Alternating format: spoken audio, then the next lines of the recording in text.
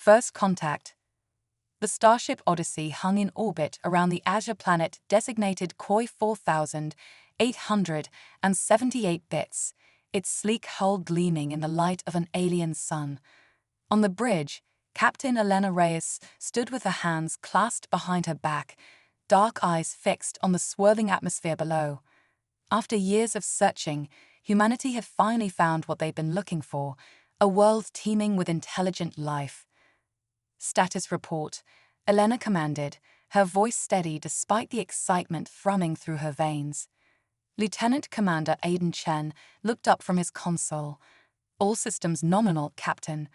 Atmospheric composition is within acceptable parameters for the landing party. No signs of hostile activity detected. Elena nodded, a small smile playing at the corners of her mouth. Excellent. Informed Dr. Petal that the first contact team should prepare for descent. I want boots on the ground within the hour. As Aiden relayed the orders, Elena allowed herself a moment of reflection. The weight of history pressed down on her shoulders. Humanity's first encounter with an alien civilization would define their species for generations to come. They had to get this right. In the shuttle bay, Dr. Amara Patel double-checked her equipment with meticulous care. The xenobiologist's hands trembled slightly as she secured her atmospheric suit. Years of training had led to this moment, but nothing could truly prepare her for what lay ahead. "Nervous, Doc?" a gruff voice asked. Amira turned to see Major Jack Harper, the team's security lead, watching her with an amused expression. The burly Marine cut an imposing figure in his combat-ready exosuit. Terrified, Amira admitted with a shaky laugh, "But in a good way, you." Jack shrugged, his easy confidence a stark contrast to Amira's jitters. "Just another day at the office. Keep your head on straight, follow protocols, and we'll be fine." As the rest of the team filed into the shuttle, Amira couldn't help but wonder if Jack's cavalier attitude was misplaced. They were about to step into the unknown, and overconfidence could be deadly. The descent through Koi 4878 bits' atmosphere was smoother than expected. Amira pressed her face against the viewport, drinking in the alien landscape below. Vast purple plains stretched to the horizon, broken by spiraling structures that defied Earth architecture. In the distance, a sprawling metropolis shimmered like a mirage. "My God," Amira breathed. "It's beautiful." The shuttle touched down on the outskirts of the alien city. As the hatch hissed open, Amira's heart pounded in her chest. She took a deep breath, savoring her last moment of familiarity before stepping into a new world. The air that rushed in was thick with unfamiliar scents, spicy and slightly metallic. Amira's suit's sensors chirped, confirming the atmosphere was safe to breathe. Slowly, deliberately, she removed her helmet. "Remember," Jack cautioned as the team disembarked, "we're guests here. No sudden movements, no aggressive gestures. Let's not start an interstellar incident on day one." They hadn't taken more than a dozen steps when movement caught Amira's eye. A group of figures emerged from behind a twisted spire of what looked like living metal. Amira's scientific mind whirred into overdrive as she took in their appearance. The aliens stood on three legs arranged in a tripod formation, their bodies covered in iridescent scales that shifted colors with each movement. Multiple eye stalks swiveled independently, taking in the human visitors with obvious curiosity. What Amira assumed were arms, 4 on each being, ended in delicate, multi-jointed appendages. For a long moment, both groups simply stared at each other.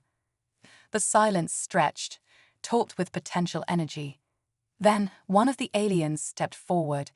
Its body pulsed with gentle waves of blue light as it raised 2 of its arms in what Amira hoped was a peaceful gesture. Amira glanced at Jack, who gave an almost imperceptible nod. Taking a deep breath to steady herself, she mirrored the alien's posture and took a step forward. "Hello," she said, her voice barely above a whisper. "We come in peace." The alien's eye stalks quivered, and a series of melodic trills emanated from somewhere in its torso. Amira's translator implant buzzed as it struggled to decipher the unfamiliar language.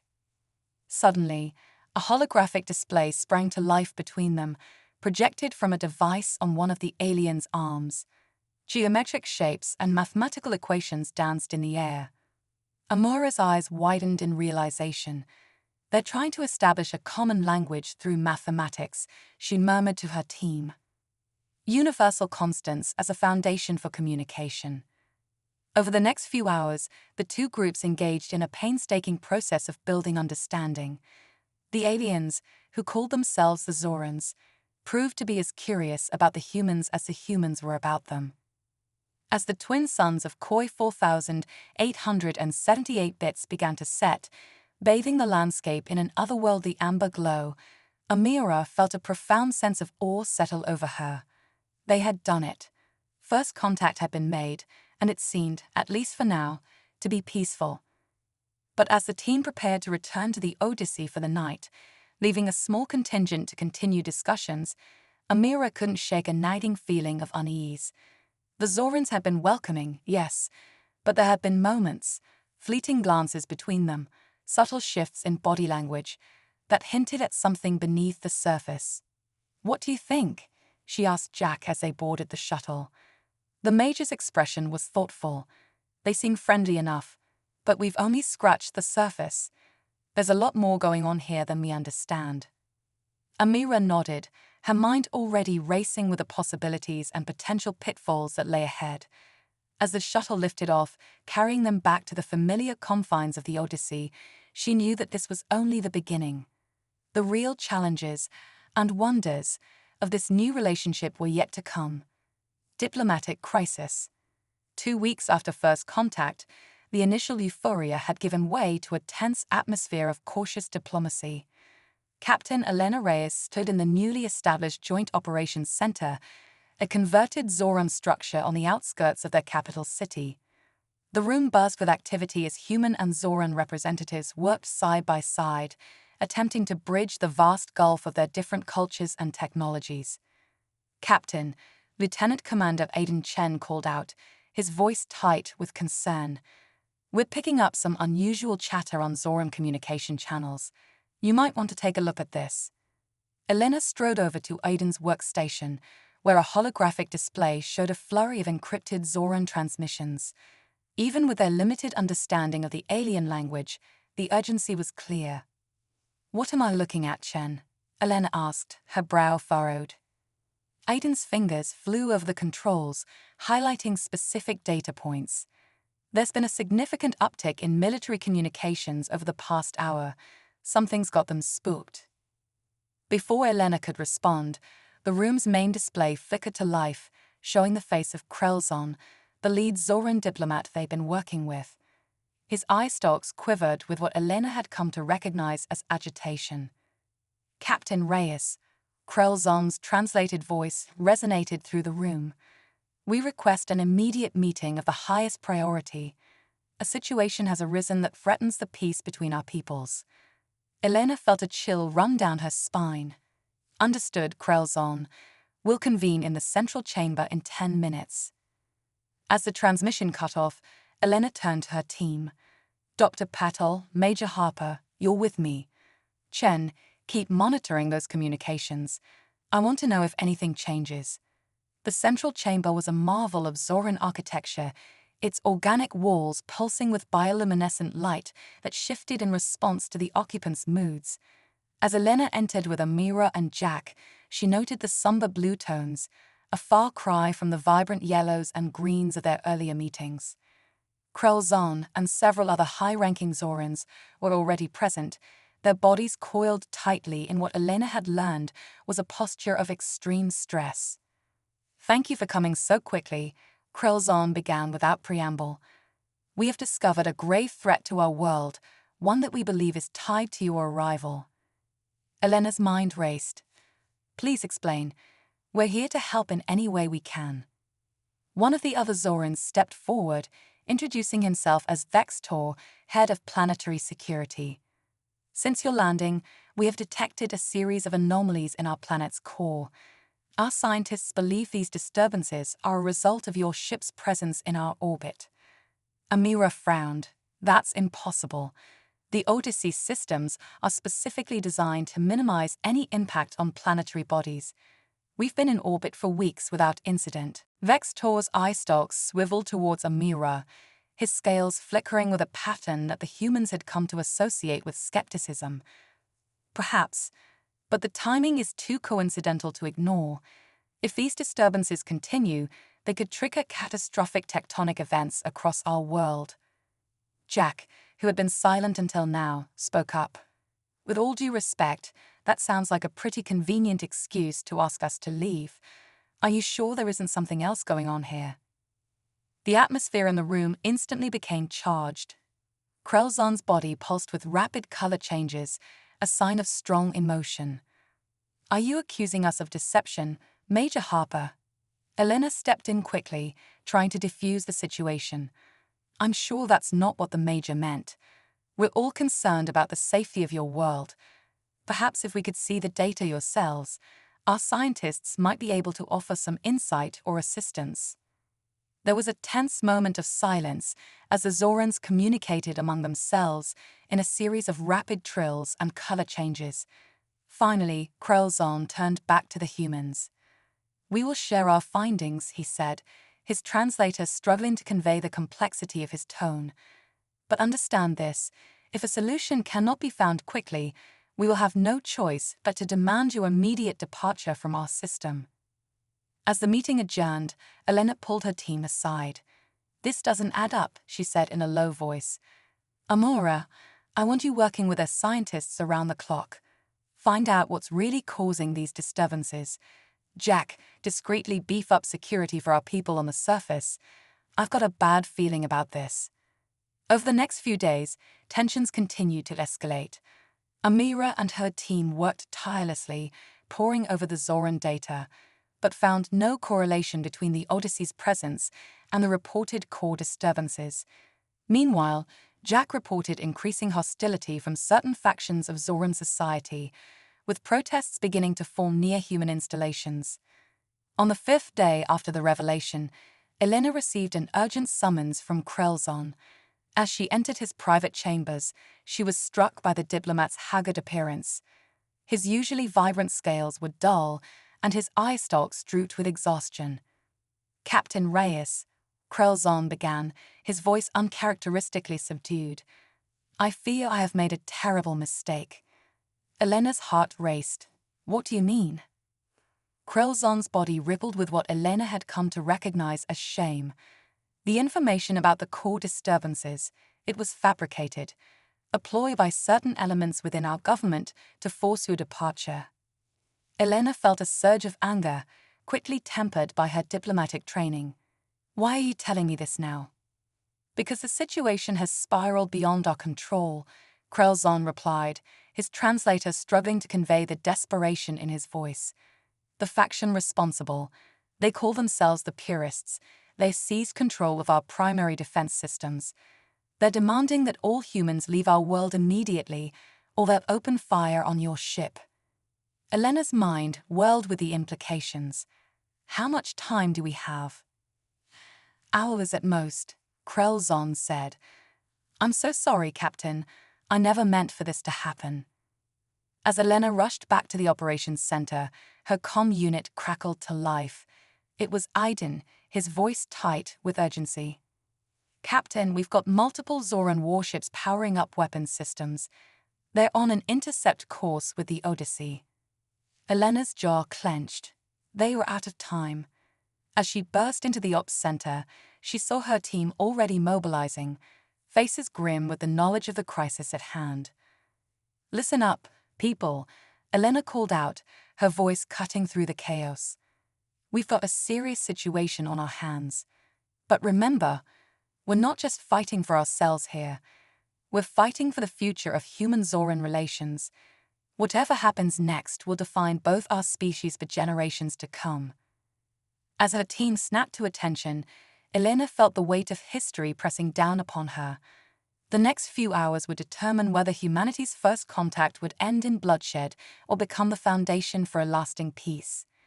With a deep breath, she began issuing orders, knowing that the true test of humanity's resilience and ingenuity was about to begin. Unexpected alliance. As the Zoran warships closed in on the Odyssey, Captain Elena Reyes knew they were walking a knife's edge. One wrong move could spark an interstellar war, but backing down entirely might embolden the purists and dash any hope of peaceful relations. Aiden, open a channel to the lead Zoran vessel, Elena commanded, her voice steady despite the tension thrumming through the ops center. The main view screen flickered to life, revealing a Zoran bridge that was a stark contrast to the organic architecture they'd grown accustomed to. This was all harsh angles and pulsing red lights. At its center stood a Zoran unlike any they'd encountered before, larger with scales that seemed almost metallic in their rigidity. "I am Supreme Commander Zaxvora of the Zoran Purist Front," the alien's translated voice boomed. "You will power down your systems and prepare to be boarded. Resistance will be met with immediate destruction." Elena's mind raced, weighing her options. She needed to buy time, to find a way to de-escalate without capitulating entirely. "Commander Zaxvora," she began, injecting her voice with a calm she didn't entirely feel, "we've come to your world in peace. Surely there's room for dialogue here." "We." Silence. Zaxvora interrupted, his body pulsing with angry red hues. "Your presence is a corruption, a threat to the purity of our species. You have one planetary rotation to leave our system, or we will open fire." The transmission cut off abruptly, leaving the ops center in stunned silence. "Well," Jack said, breaking the tension, "I guess diplomacy's off the table." Elena turned to her team, her expression grim. "Aiden, get me a secure line to Earth. We need to inform command of the situation. Amira, work with engineering to see if we can boost our shields without looking overtly aggressive. Jack, I want security protocols at maximum. If they try to board us, we need to be ready." As her crew sprang into action, Elena felt a familiar prickle at the back of her neck, the sensation that they were missing something crucial. She was about to voice her concerns when Amira's console lit up with an incoming transmission. "Captain," Amira called out, her voice tight with surprise. "We're receiving a message on an encrypted frequency. It's from Krelzon." Elena's eyebrows shot up. "Put it through." Krelzon's face appeared on a secondary screen, his eye stalks darting nervously. "Captain Reyes, I don't have much time. A group of us, scientists, diplomats, even some military personnel, we disagree with the purists' actions. We want to help." Hope surged in Elena's chest, tempered by caution. "What exactly are you proposing, Krelzon?" "We can provide you with access codes to our defense grid," Krelzon said, his words coming in a rush. "It won't give you control, but it will allow you to block their targeting systems. It should buy us time to negotiate." Elena exchanged glances with her senior staff. It could be a trap, but if genuine, it could be the lifeline they needed. "Why should we trust you?" Jack asked, voicing the question on everyone's mind. Krelzon's body rippled with what Elena had come to recognize as determination. "Because the future of both our species depends on it. The purists would have us stay isolated, stagnant, but many of us see the potential in our alliance. Please, Captain, we don't have much time." Elena made her decision. "Send the codes. Aiden, work with Krelzon to implement them, but be ready to disengage at the first sign of trouble." The next few hours were a flurry of activity as the human-Zoran alliance worked feverishly to outmaneuver the purists. Elena marveled at how quickly the two species adapted to working together, their different perspectives and abilities complementing each other in ways she couldn't have imagined. As the deadline approached, tension in the ops center reached a fever pitch. The purist ships moved into attack formation, weapons hot. "Targeting systems online," Aiden reported, his fingers flying over his console. "They're preparing to fire." Elena leaned forward, her knuckles white as she gripped the arms of her chair. "Activate the defense codes. Now." For a heart-stopping moment, Nothing seemed to happen. Then, one by one, the purist ships began to drift, their weapons powering down. It worked, Amira explained, her face lighting up with relief.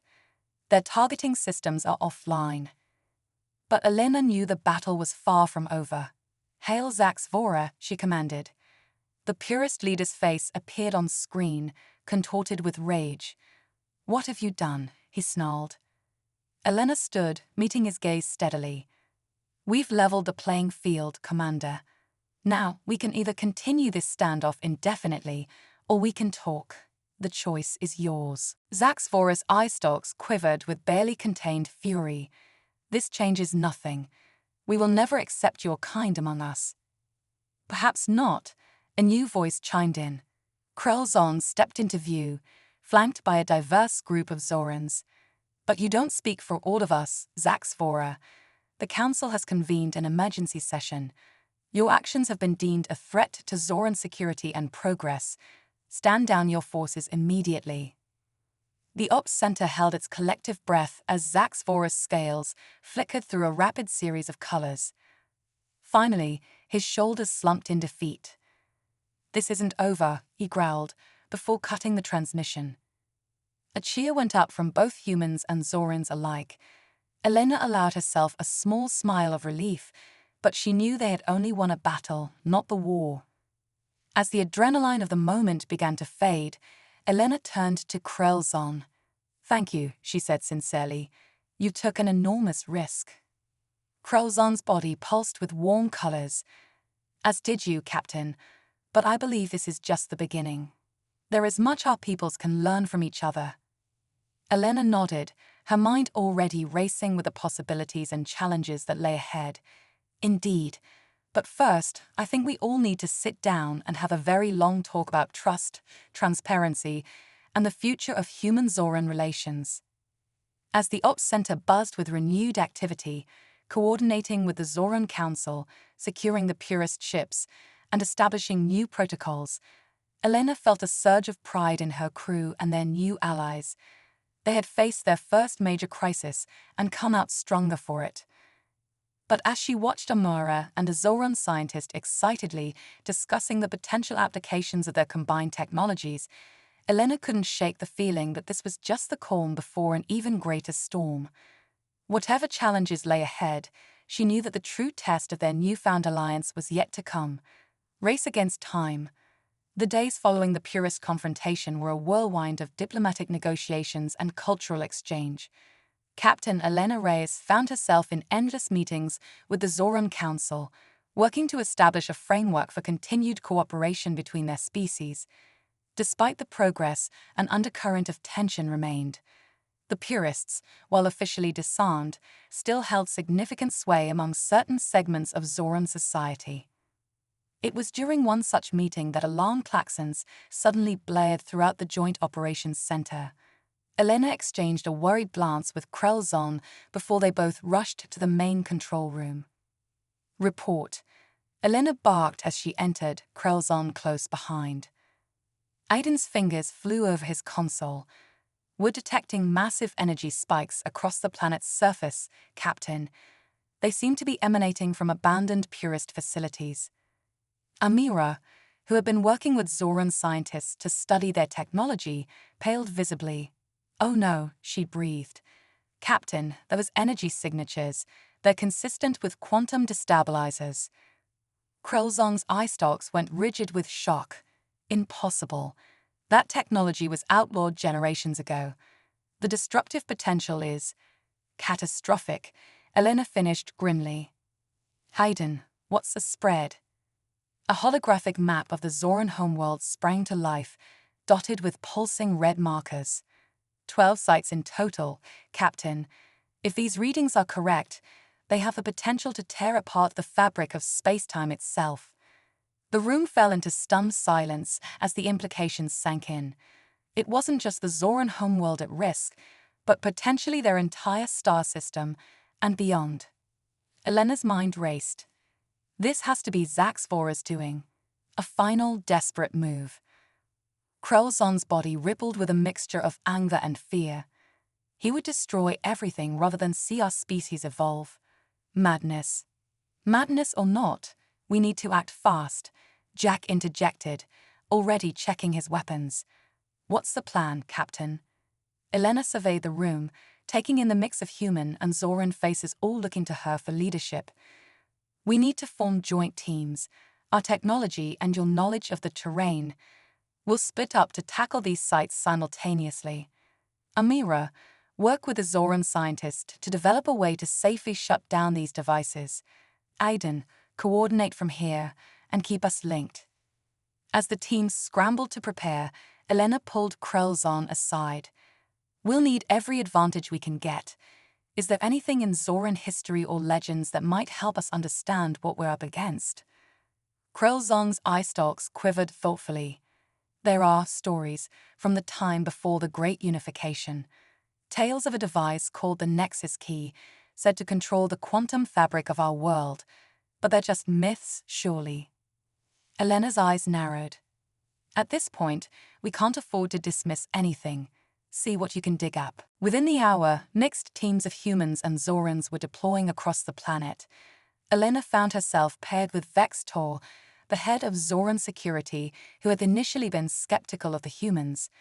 As their shuttle raced towards one of the destabilizer sites, Elena could feel the tension radiating off her alien counterpart.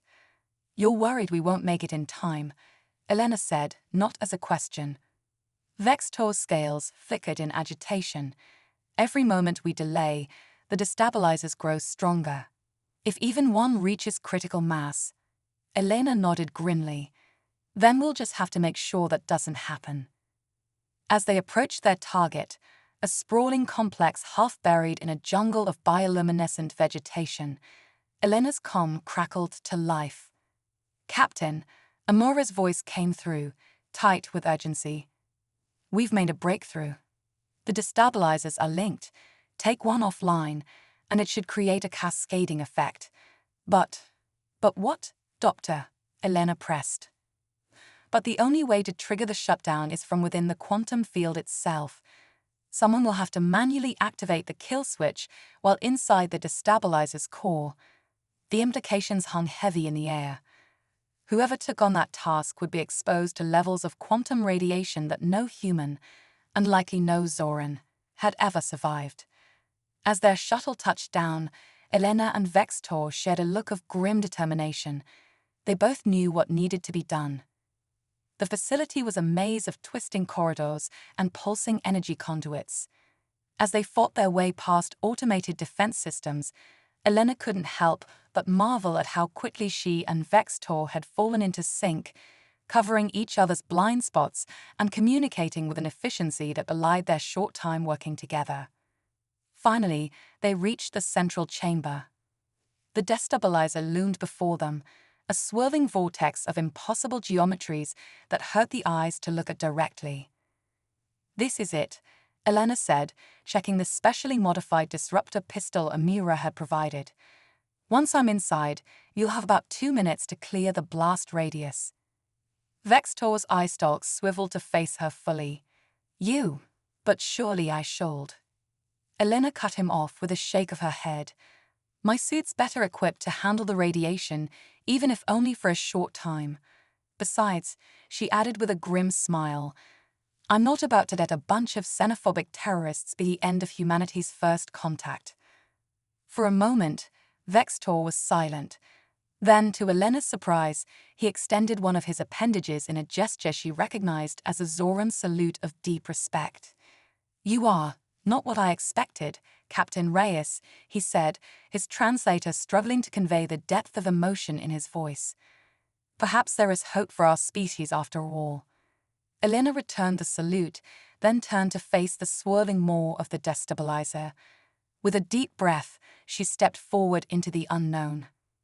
The moment Elena crossed the threshold, her world exploded into chaos. Reality itself seemed to bend and warp around her, timelines splitting and converging in dizzying patterns.